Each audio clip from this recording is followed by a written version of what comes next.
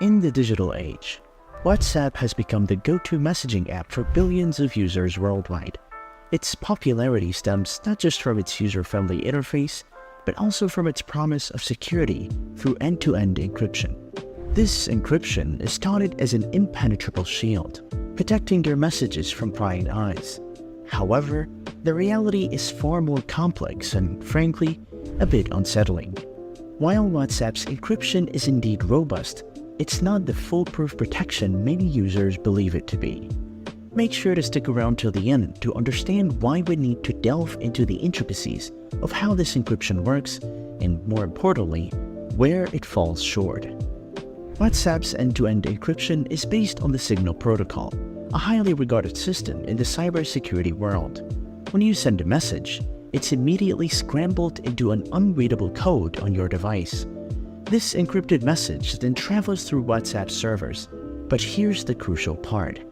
These servers can decipher the content. It's as if the message is locked in an unbreakable box, and only the intended recipient has the key to open it.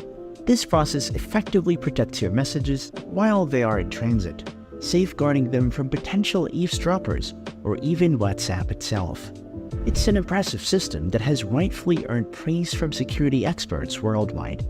However, the chink in WhatsApp's armor lies not in its transmission of messages, but in how these messages are stored once they reach their destination.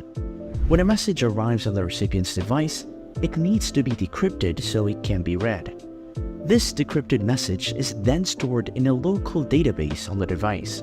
While this database is itself encrypted, the key to unlock it is also stored on the same device. It's akin to hiding the key to your safe under your doormat. If someone gains access to your phone, they potentially have everything they need to unlock all your messages. This is where digital forensics experts come into play. These skilled professionals, often working for law enforcement agencies or private firms, have developed sophisticated techniques to access and read supposedly secure WhatsApp messages. The process begins with gaining physical access to the device.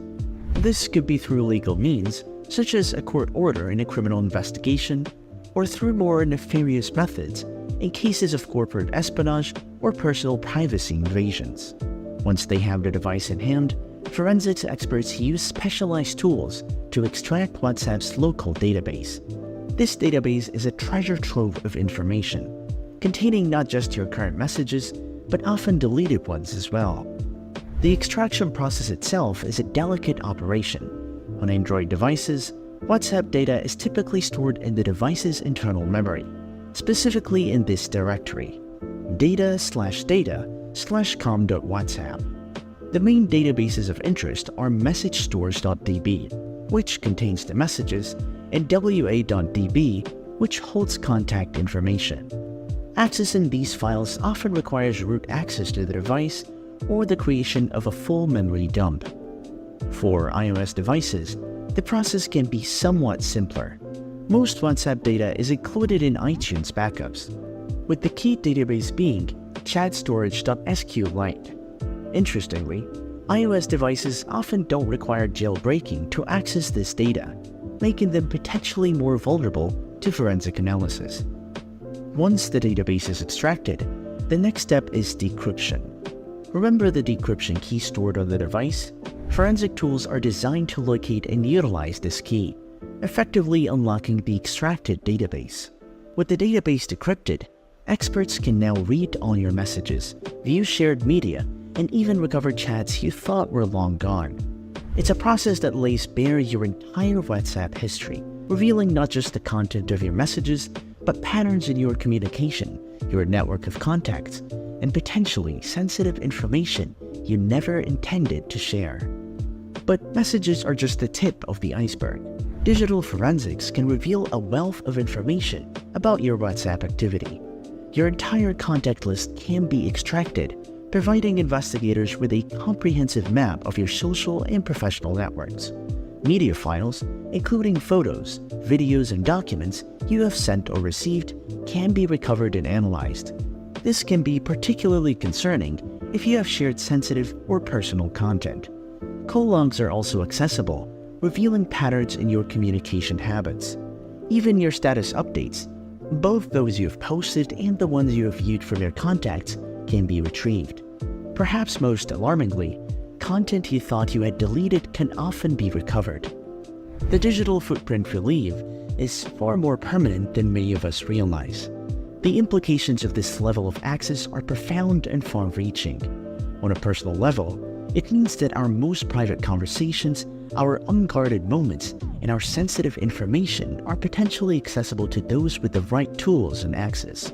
In the context of law enforcement, it provides a powerful tool for investigations, potentially uncovering crucial evidence on criminal cases. However, it also raises significant questions about privacy rights and the extent to which our personal communications should be protected. The legal and ethical implications of these forensic techniques are complex and often contentious. Where do we draw the line between individual privacy and the needs of law enforcement?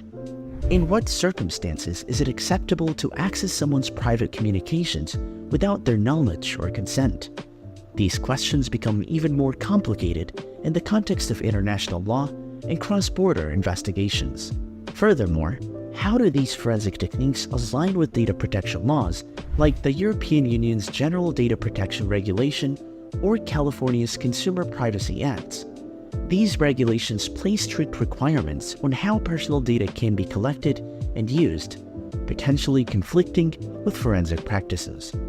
Given these vulnerabilities, what can users do to protect their WhatsApp communications? While no method is foolproof, there are several steps you can take to enhance your security. First and foremost, use strong device passwords. This is your first line of defense against physical access to your phone. Enable two-factor authentication on your WhatsApp account, adding an extra layer of security. Regularly delete sensitive chats, although be aware that this isn't a guarantee against recovery. Be cautious with backups, especially cloud backups, as these can be another point of vulnerability. For particularly sensitive conversations, consider using WhatsApp's disappearing messages feature, which automatically deletes messages after a set period. However, it's important to remember that the most secure messages is the one you never sent. Always be mindful of what you're sharing, even in supposedly secure chats. For the highest level of security, you might consider using apps specifically designed for secure communication, such as Signal, which has a stronger focus on privacy and leaves less data on the device. As we look to the future, the landscape of messaging security continues to evolve. Companies like WhatsApp are constantly working to improve their encryption and data storage methods. We may see developments in improved local encryption, making it harder to access stored messages even with physical access to the device. There is also an exploration into decentralized storage methods, which could reduce the vulnerability of having all messages stored on a single device. As quantum computing threatens to break current encryption methods, new quantum-resistant algorithms are being developed to stay ahead of the curve. The world of digital forensics and encrypted messaging is in a constant state of flux, with security experts and forensic specialists engaged in an ongoing cat-and-mouse game.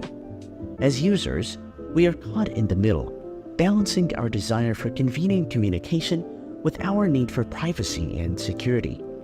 The reality is that in the digital age, true privacy is increasingly hard to come by.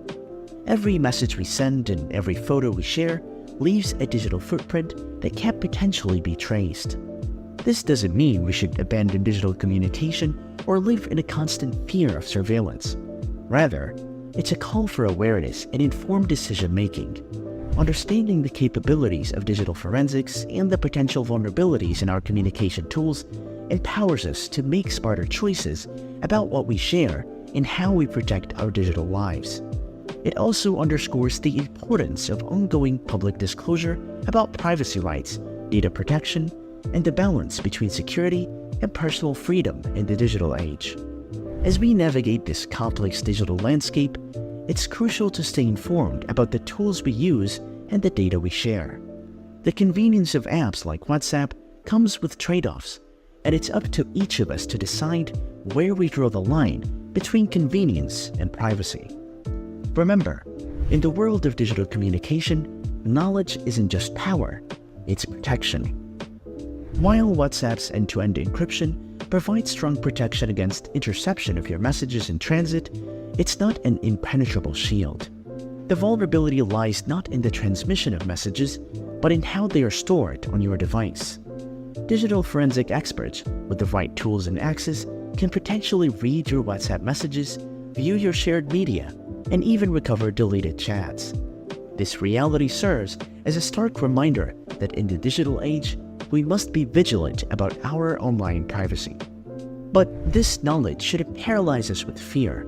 Instead, it should empower us to make informed decisions about our digital communications. Use strong passwords, be mindful of what you send, and remember that the most secure message is the one you never send. Stay informed about the latest developments in digital security, and don't be afraid to question and demand transparency from the tech companies we entrust with our data. Do you think the benefits of end-to-end encryption outweigh the potential risks of local device vulnerabilities? Why or why not? Share your thoughts in the comments below, and don't forget to subscribe to the channel.